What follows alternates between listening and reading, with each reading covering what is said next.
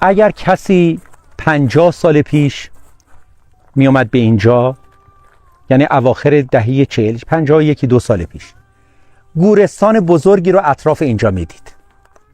این گورستان در اینجا به وجود اومده بود از سده 5 هجری. سنگ قبرای بیشماری اطراف اینجا بود. این سنگ قبرها، ستونها، باعث شد که بعضیا به بیراهه برن، یعنی فکر بکنن که اطراف آرامگاه کوروش رواق وجود داشته. اما وقتی که هیئت استروناخ، باستانشناس معروف از دانشگاه شیکاگو، روی اینجا کاوش کرد، متوجه شدن که این ستونها مربوط به کاخ اس یا کاخ تشریفاته که در واقع در یک زمانی در قرن 5 آوردن و اینجا رو تبدیل کردن به مسجد. در اینجا در درون مقبره یک محرابی رو حجاری کردن روی دیوار سمت راست و در واقع اینجا رو به عنوان یک مکان مذهبی معرفی کردن، مکان مذهبی زنانه که مردار هم تو راه نمیدن. چرا؟ چون میگن که مقبره مادر سلیمان. بنابراین در طول این سده ها اینجا زیارتگاهی بود که دور تا دور ستون چیده شده بود، رواق ایجاد شده بود و فکر میکردن در واقع مستشرقین اروپایی که اومده بودن فکر میکردن نم جزئی از بناست. بنابراین این تصویر رو الان امروزه من میبینم دست به دست میکنن، برای که فکر میکنن که این بخشش از بین رفته و در دوره پهلوی. تا سال 1349 که تصمیم گرفتن که جشن 2500 ساله رو در اینجا بگیرن. بنابراین همزمان بود با کاوش‌های استروناخ که تمام این سنگا رو بردارن و ببرن سر جای اصلیش استفاده بکنن. این پوشش از دور تا دور اینجا برداشته شد. خب اما وضعیت چرا اینجا تبدیل شد به یک مکان مقدس؟ اینجا من روی کردم به گذشته‌های خیلی دوره که این بعد از فروپاشی هخامنشی چه اتفاقی افتاد. ما هیچ نشانه‌ای از این که این در دوره اشکانی یا در دوره ساسانی مورد توجه قرار بگیره نداریم. یه دفعه مادر سلیمان از کجا پیدا شد؟ به نظر من با تحقیقاتی که انجام دادم فکر میکنم که نقش یهود تو این مسئله وجود داره. چرا؟ برای که اگر که شما به تورات رجوع کنید میبینید که 23 بار نام کوروش اومده در کتاب تورات. مسیح آزادی بخش لقب گرفته. در تورات فقط یهوه با 2 نفر مستقیم صحبت میکنه، یکی موسی، یکی کوروش. دستان او رو گرفتم، درها رو به روی او باز کردم، کاری که کردم که پادشاهان در مقابلش خم بشن. تورات. بنابراین ما میدونیم که قوم بنی اسرائیل، یهود، بعد از فتح بابل اومدن به ایران. اونا میدونستن این کیه. بنابراین کسی که این رو به زیارتگاه تبدیل کرد در وهله اول، به نظر من قوم بنی اسرائیل، یهودی ها هستن. اما چرا شد زیارتگاه مسلمان ها؟ مثل خیلی از آثار دیگه، مثل شوش دانیال نبی، مثل هیقوق نبی توی سیرکان، مثل هارونیه اصفهان، زیارتگاه های یهودی بود. چرا؟ چون خب ما دین توحیدیه، در قرآن، در دین اسلام احترام میذاریم، بنابراین زیارتگاه های اونا برای ما حالت مقدس پیدا کردن. این که اینجا نام سلیمان رو روی خودش گذاشت، سلیمانی که کیلومترها از اینجا دور بود،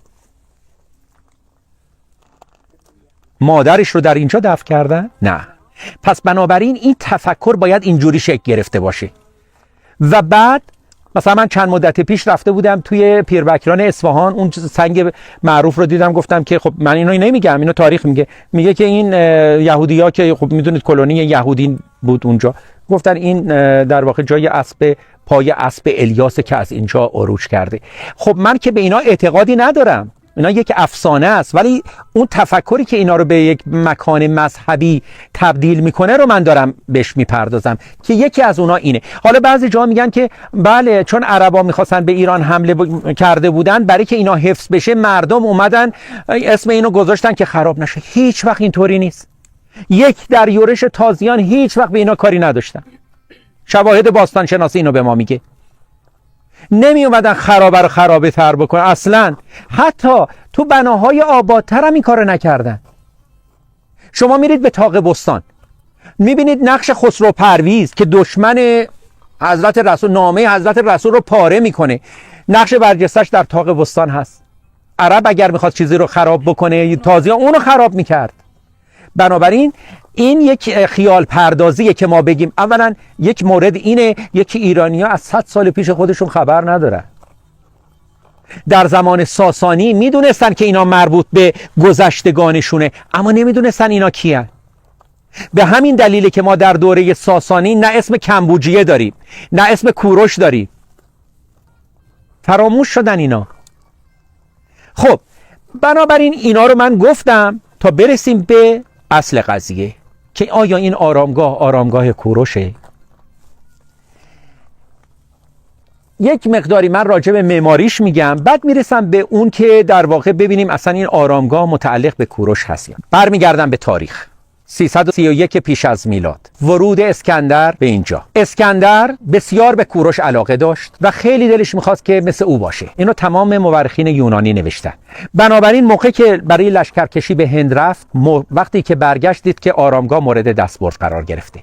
توصیفی که سردار اسکندر آریستوبولیس میکنه از آرامگاه، میگه که آرامگاه مورد دستبرد قرار گرفته. همون موقعی که در مقابل این قربانی انجام میدن، قربانی اسب قربانی میکنن، به وسیله اون فرماندار ایرانی که اسکندر بعد از فتح پارسه، همین تخت جمشید فعلی، اومده اینو ابقا کرده، به وسیله همون و همین موبدا اومدن وارد مقبره کوروش شدن دزدان.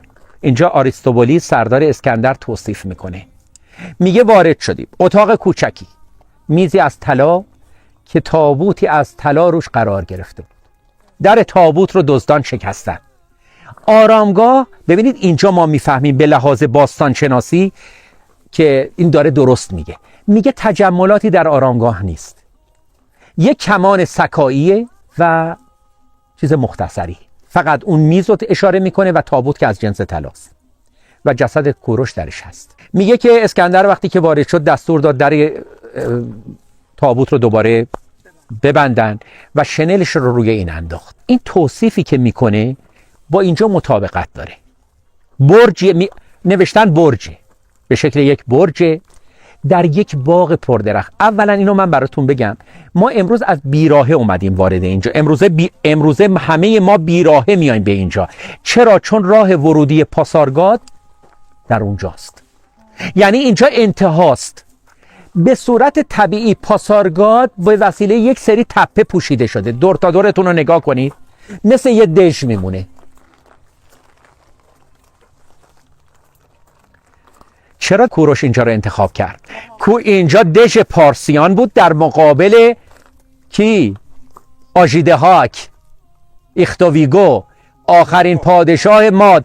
برای که فهمیده که نوه شورش کرده، آمده سرکوب کنه. جنگ در اینجا انجام گرفت در 559 پیش از میلاد، به شکست آژیدهاک انجامید. بنابراین اینجا اردوگاه پارسیانه. اینجا اینکه اینجا رو انتخاب کرد، کوروش از ملیان بود، انشان بود، انشانی بود. انشان ملیانه، همینجا نزدیک مرودشت.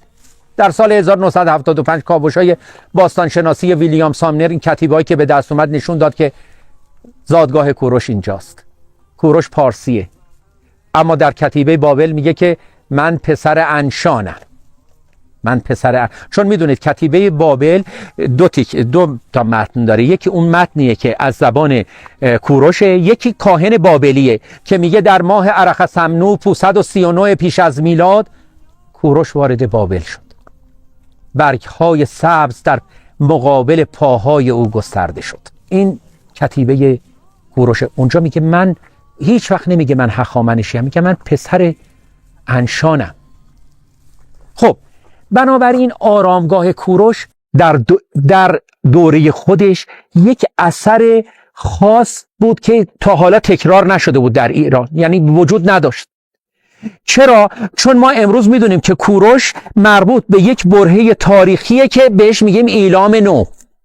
بنابراین قبور ایلامی مثل قبر تپتی آهار 1250 پیش از میلاد، مثل گورستان چغازنبیل که در کنار اون زیگورات، ایرانی ها این مدلی دفن نمی کردن. این از کجا اومد این ساختار؟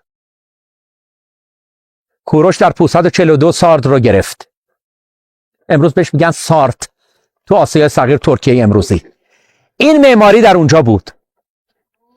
ایرانی‌ها معماریشون معماری خشته، با معماری سنگی آشنا نیستن. بنابراین حجاران ایونی آمدن و با خودشون، ما امروز در ترکیه در آسیای صغیر یه سری قبرایی داریم بهش میگن قبرای دوره پارسی، در اونجا معروفه، چون ایونی بخشی از امپراتوری هخامنشی بود. بنابراین این حجارا اومدن. بنابراین شما وقتی که در کارمیر بلور، بخش از ارمنستانی که امروز شده جزء ترکیه، میبینید چیز شبیه این داریم. بنابراین قبر یک ویژگی رو با خودش داره از تفکر ایرانی، شبیه زیگوراته. نمونه های مال آسیای صغیر که صنعتگر حجاراش اومدن به اینجا، این ویژگی رو نداره، این پایه رو نداره. یعنی اگر نگاه کنید، اگر زیگورات چغازنبیل رو ببینید، این حالت پله کار، اینا پله نیستن، اشتباه نکنید. موقعی که برای اینجا پله درست کردن، اون موقعی که شده بود تبدیل شده بود به مسجد، یه تیکه از اون سنگای مال کاخ اسو کندن آوردن کردن پله. در سال 1349 که تصمیم گرفته بودن جشن 2500 ساله اینجا برگزار بشه، اون پله رو از اینجا برداشتن، برای که هیچ وقت اینو درست نکرده بودن که کسی بره تو مقبره و بیاد پایین. در همیشه بسته بود. اما یه چیز دیگه هم راجع به قبر کوروش میگن یونانی‌ها، میگن یه کتیبه داشت و این کتیبه که هر دفعه من میام میبینم که این لیدرها دارن با آب و تاب تعریف میکنن که ای کسی که خواهی آمد بر این مشت خاکی که منو پوشونده رشک مبر. یه چیز داستان سرایی یونانیه. یونانی‌ها عادت داشتن یه همچی کتیبه هایی رو روی مقبره هاشون میذاشتن، یه کسی که میای نمیدونم نکنه خراب کنه مثلا قبر رو. این نداشت. اما ما به تصور ما مثل آرامگاه داریوش که کتیبه داره خودش رو معرفی میکنه، شاید یه چیزی اینجا بوده، چون خط میخی پارسی باستان رو یونانی‌ها در اون سالها نمیتونستن بخونن، فراموش شده بود. فکر کردن که مثلا اینم یه متنیه مثل همونایی که خودشون روی آرامگاهشون مینوشتن. خب پس آرامگاه کوروش توصیفش رو میخوام بکنم. در باغ پردرختی قرار داشت. درختان سایه گستر سایه مینداختن روی این قبر. در دهه 40 علی سامی مرمت میخواست بکنه. درخت انجیر وحشی اینجا در اومده بود. زیر اون قسمت مرمت شده. ببینید یه تیکه سنگ، این سنگای صافی که میبینید، این وصله هایی رو که میبینید توی اینجا به صورت نیم دایره میبینید، سنگا رو برای که بدون ملات میذاشتن، به خاطر اینکه اینا به هم بهش سرب میریختن، بست میزدن، مثل منگنه. دیدید؟ چون آهن یه فلز فوق العاده با ارزشیه که راحت هم استخراج نمیشه، راحت هم به دست نمیاد، اینا دزدان می اومدن چه کار میکردن؟ میدونستن سر هر پیوند سنگی یه دونه از این بستای آهنی هست، اینا رو سرقت کردن. بنابراین عکس قدیمی اینو اگر ببینید، این سوراخه. تو مرمت ها اومدن چیه؟ جای اینا رو پر کردن. قسمت بالا اون سنگ صافی که میبینید، ببینید قدیمی ها کاملا مشخص، سنگای جدید هم شما دارید میبینید اینجا. این سنگای صافی که میبینید زیرش ببینید یک هلالیه شکسته میبینید، همه میبینن اینو. ببینید اون قسمت قرنیز رو دارم میگم دیدید وسط این درخت انجیری رویده بود. علی سامی برای که خب صدمه میزنه ریشه اینو کند، بعد متوجه شدن اون حفره زیر خالیه، 2 تا محفظه خالی داره. اون موقع اعلام کردن که احتمالاً جسد در اون بالا بوده. نه، این برای اینکه اون سنتوری، این مثلثی سنگین نشه، فشار بیاره رو بدنه، این کارو هخامنشی‌ها میکردن، سبکش کردن. تدفین همون چیزی که آریستوبولیس میگه. در مقابل اینجا گفته شده که یک برکه بزرگ بود در اینجا، همونجا که این فنس رو شما دارید میبینید. اینجا یه برکه بود در مقابل این در زمان خودش بقایاش هست. یعنی این که به نام گور دختر اینجا معروف شده یا گور یک زن به این دلیله، برای که ایزدبانو آناهیتا پاسدار آبها بود، الهه آبها بود، بنابراین به احتمال زیاد نام دختر و زن به این دلیل این آبیه که اینجا بوده. خب سنگ اینجا کاملا صیقلی صاف، طوری که یونانی‌ها فکر میکنن اینو از سنگ مرمر ساختن، اینقدر تراش خورده بود. سنگ از طریق اینجا رو نگاه کنید، این تنگ بلاغیه، از اینجا این رودخانه پلوار که میریم حالا بقایاشو میبینیم، سنگا یا از اینجا می اومدن از طریق رودخانه می آوردن برای اینجا. معادنش هم داریم، الان میریم، امروز هم میریم میبینیم معادن.